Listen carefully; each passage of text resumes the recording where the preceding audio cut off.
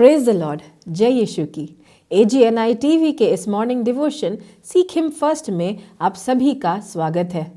मैं परमेश्वर का धन्यवाद करना चाहती हूँ कि उन्होंने मुझे ये इतना सुंदर अवसर दिया कि मैं आप सभी के बीच में उसके वचन से मनादी कर सकूं। इस महीने हम एक श्रृंखला को देख रहे हैं जिसका शीर्षक है अ कॉल टू डिसाइपलशिप या शिष्यत्व का आह्वान या फिर चेले बनने की बुलाहट। इसके पहले मनन में हमने देखा था कि चेले बनने का चुनाव करना एक कठिन या एक गंभीर निर्णय है। It is a serious decision, क्योंकि जो हल पर हाथ रख देता है और पीछे पलटकर देखता है वो परमेश्वर के राज्य के योग्य नहीं पाया जाता। इसके दूसरे मनन में हमने देखा था कि बीइंग चेंज्ड और ट्रांसफॉर्म्ड बाय क्राइस्ट या यीशु के द्वारा बदला जाना या परिवर्तित होना। आइए हम इस श्रृंखला के तीसरे पड़ाव में या तीसरे मनन की ओर चलते हैं जिसका शीर्षक है the purpose of being Christ disciple या मसीह के शिष्य या चेले होने का उद्देश्य। The purpose of being Christ disciple, मसीह के चेले या शिष्य होने का उद्देश्य। हम सभी जानते हैं कि ये गुरु और शिष्य का जो प्रथा है वो बहुत ही पुरानी है और बहुत ही प्रसिद्ध है। क्यों एक गुरु शिष्य बनाता है? वह उसे इतना सिखाता है। क्यों यीशु ने चेले बनाए? क्यों यीशु ने उन्हें इतना सिखाया? एक गुरु अपने चेले या शिष्य को इसलिए सिखाता है क्योंकि वह उसके द्वारा सदा जीवित रहता है और कार्यरत रहता है। यीशु ने चेले इसलिए बनाए और आज भी बना रहा है ताकि उसका उद्देश्य, उसका कार्य जारी रहे। भले ही शारीरिक रूप में अभी यीशु इस पृथ्वी पर नहीं पाया जाता, फिर भी वह हमारे द्वारा कार्य करता है। यीशु पृथ्वी पर केवल इस कारण से नहीं आया था कि एक दिन वह संसार के सारे पाप और श्राप अपने ऊपर ले और क्रूस पर चढ़ जाए और तीसरे दिन वह अंधकार की सारी शक्तियों को और मृत्यु पर जय पाले। ये तो उसको करना ही था, क्योंकि यीशु के समान और कोई भी निर्दोष नहीं पाया गया जो मनुष्य के सारे पाप और सारे श्राप से उसको छुटकारा दिला सके और उसको मृत्यु से दूर कर सके या मृत्यु से छुटकारा दिला सके। परंतु वह 33 वर्ष तक इस पृथ्वी पर क्यों रहा? यदि उसको एक दिन सारे हम सब के पापों को अपने ऊपर लेकर के केवल बलि ही चढ़ना था, उसने 33 वर्ष इस पृथ्वी पर क्यों बिताए? वो ज़रूर कुछ सिखाना चाहता था, वह ज़रूर हमें कुछ बातों को दिखाना चाहता था। उनमें से 3 बातों को हम आज यहाँ पर देखेंगे।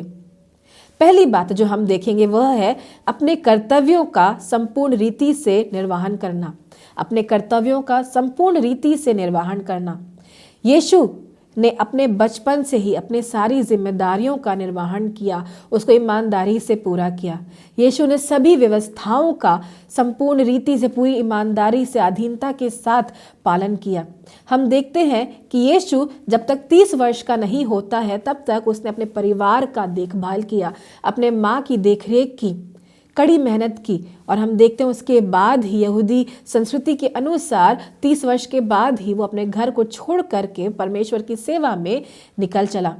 हम ये भी देखते हैं कि जब यीशु अपने घर पर था, अपने परिवार के साथ में था, वह गरीबी से गुजरते थे, वह एक आम जिंदगी जी रहा था। हम ये देखते हैं कि यीशु ने कभी भी कोई चमत्कार या जादू के द्वारा अपनी और अपने परिवार की ज़रूरतों को पूरा नहीं किया, परंतु उसने कड़ी मेहनत की। उसने एक बढ़ई के काम को किया जैसा कि उसका पिता था, और उसने उस मेहनत के द्वारा कमाया और अपने घर को चलाया। उसने साथ ही साथ हम ये देखते हैं जो यहूदी समाज में जो संस्कृति पाई जाती है, जो रीति रिवाज है, जो व्यवस्था पाई जाती है, खास तौर से जो उनके धार्मिक व्यवस्था पाई जाती है, उसका भी यीशु ने पूरी अधीनता के साथ पालन किया। वह परमेश्वर का पुत्र है, वही तो वचन है, फिर भी उसने, हम देखते हैं, इस पूरी व्यवस्था का अधीनता के साथ में पालन किया। दूसरी चीज़ जो हम यहाँ पर देखते हैं वह है परीक्षाओं और प्रलोभन पर विजय पाना। परीक्षाओं और प्रलोभन पर विजय पाना। बाइबल केवल हमें 3 ऐसे परीक्षाओं या प्रलोभनों के बारे में बताती है यीशु के जीवन में, जो उसके बपतिस्मे के बाद हमें बताया जाता है। परंतु मनुष्य होने के नाते हम ये देख सकते हैं और हम ये समझ सकते हैं कि 33.5 वर्षों तक यीशु इस पृथ्वी पर रहा। उसने कई प्रलोभनों का, कई परीक्षाओं का सामना किया होगा। फिर भी हम ये देखते हैं कि अंत में वो निर्दोष पाया जाता है। ऐसा निर्दोष मेमना पाया जाता है जो संसार के पापों के लिए बलि चढ़ाया जा सकता है। यीशु ने अपने सारे प्रलोभनों का, यीशु ने अपने सारी परीक्षाओं का सामना वचनों के सामर्थ्य से किया। तीसरी चीज जो हम यहाँ पर देख रहे हैं वह है पिता को वास्तविक रूप से जानना और उससे संबंध बनाना। पिता को वास्तविक रूप से जानना और उसके साथ संबंध बनाना।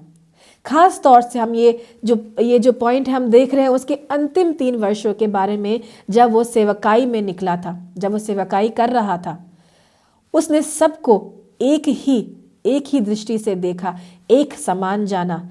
निचले और कुचलों को उसने उठाया, पीड़ितों को उसने आशा दी, जितनों को हो सके उसने चंगा किया। उसने उनके पापों को क्षमा किया, दुष्ट की शक्तियों से उनको छुटकारा दिलाया। उसने मानुषिक बंधनों से और परंपराओं को तोड़ा, गलत और भ्रष्टाचार को उसने उसका खंडन किया, उसका विरोध किया। उसने दिखाया कि पिता किस तरह से मनुष्य के बारे में सोचता है, उसे देखता है। पिता की सोच क्या है, उसका चरित्र और उसका स्वभाव क्या है, वह मनुष्य के लिए क्या सोचता है, क्या चाहता है, वह उनसे कितना प्रेम रखता है, उन पर कितना दया करता है। ये सारी चीज़ें यीशु उनको दिखाता था। यीशु चेलों को और मनुष्य के बीच में रखना चाहता था, क्योंकि मनुष्य नहीं देख पा रहा था, नहीं समझ पा रहा था कि पिता परमेश्वर कैसा है। उन्हें लगता था पिता एक दंड देने वाला पिता है, परंतु परमेश्वर दंड देने वाला परमेश्वर नहीं, अनुग्रही परमेश्वर है। हाँ, जहाँ दंड है वहाँ दंड है, जहाँ प्रेम है वहाँ प्रेम है। यीशु पिता को सबके सामने दिखाने के लिए दिखाने आया था कि पिता कैसा है, पिता कितना प्रेमी पिता है। वह ऐसा पिता है कि उसने अपने इकलौते पुत्र को नहीं रख छोड़ा, परंतु हमारे लिए, हमारे पापों के लिए इस पृथ्वी पर भेज दिया, ताकि वो 33.5 वर्ष तक यहाँ रहे, हमारे बीच में सेवा करे और अंत में हमारे लिए ही बलि चढ़ाया जाए। तो अब हम ये देखते हैं कि यीशु का चेला होना या यीशु का शिष्य होना या उसका डिसाइपल होना, तो उसका क्या उद्देश्य है? क्या जो यीशु का उद्देश्य था वही उसके चेलों का या हमारा उद्देश्य नहीं है? हम देखते हैं लूका के 4 अध्याय में उसके 18 से 21वें पद में हम देखते हैं कि यीशु एक सब्त के दिन एक आराधनालय में जाता है और वहां पर वो यशाया की पुस्तक को उठाता है, उसके 61वें अध्याय को खोलता है और इस प्रकार से पढ़ता है। वह कहता है कि प्रभु की आत्मा मुझ पर है, इसलिए कि उसने कंगालों को सुसमाचार सुनाने के लिए मेरा अभिषेक किया है और मुझे इसलिए भेजा है कि बंधुओं और छुटकारे और अंधों को दृष्टि पाने का सुसमाचार प्रचार करूं और कुचले हुओं को छुड़ाऊं और प्रभु के प्रसन्न होने के वर्ष का प्रचार करूं। तब उसने पुस्तक बंद करके सेवक के हाथ में दे दी और बैठ गया, और आराधनालय के सभी लोगों की आंखें उस पर लगी हुई थीं। तब वह उनसे कहने लगा कि आज ही ये लेख तुम्हारे सामने पूरा हुआ है। यीशु ने इसलिए चेले बनाए कि उसके शारीरिक रूप से जाने के बाद भी उसका उद्देश्य पूरा हो सके, उसका कार्य जारी रहे। उसके चेले उससे सीख करके, उसके जीवन से सीख करके, उसका अनुसरण करके उसके कार्य को, उसके उद्देश्य को जारी रखें। चेले ने यीशु के समान ही अपने जीवन को जीना है। एक चेले का जीवन आसान नहीं होता, एक चेले का जीवन बहुत ही कठिन होता है। चाहे वह अकेले में हो, चाहे वह समूह के बीच में हो, उसका जीवन बहुत ही महत्वपूर्ण है और उसको बहुत ही ईमानदारी से, सावधानी के साथ अपने जीवन को जीना है। पौलुस पहले कुरिन्थियों 11:1 में इस प्रकार से कहता है, सो तुम लोग वैसे ही मेरा अनुसरण करो जैसे मैं मसीह का अनुसरण करता हूँ। क्या हम यीशु के चेले होने के नाते उसके समान अपनी जिम्मेदारियों का निर्वहन करते हैं? ईमानदारी के साथ अपनी जिम्मेदारियों का हम पालन करते हैं?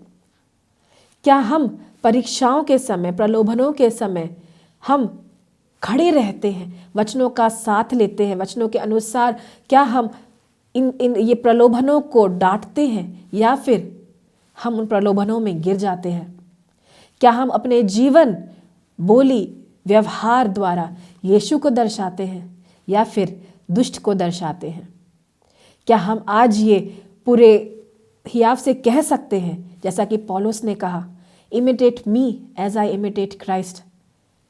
तुम लोग वैसे ही मेरा अनुसरण करो जैसे कि मैं मसीहा का करता हूं।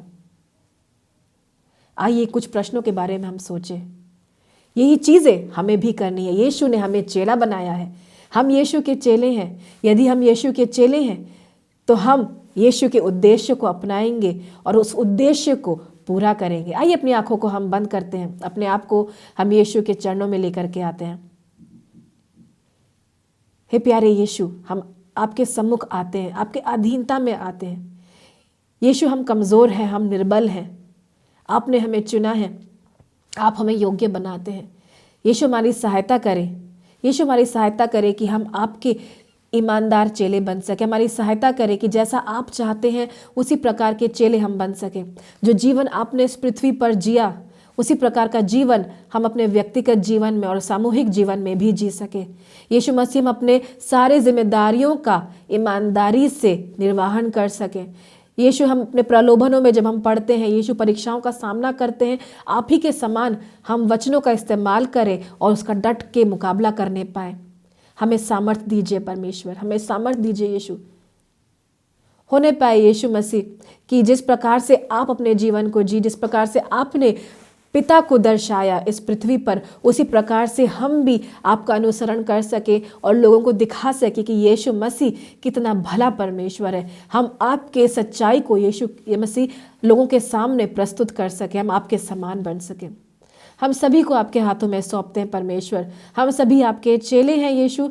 हम जो सुन रहे हैं, जो नहीं सुन रहे, हम सभी आपके चेले हैं। हमारी सहायता करें कि हम आपका अनुसरण कर सके, आपके अनुसार चल सके और एक अच्छा चेला बन सके। धन्यवाद करते हैं यीशु मसीह, धन्यवाद करते हैं कि आप हमारे साथ हैं, अंत तक हमारे साथ रहने वाले हैं। धन्यवाद करते हैं यीशु मसीह कि आप हमारी सहायता करेंगे कि हम आपके उद्देश्य को पूरा कर सकें।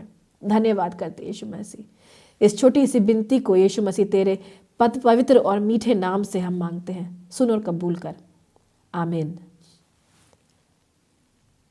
परमेश्वर आप सभी को आशीषित करें।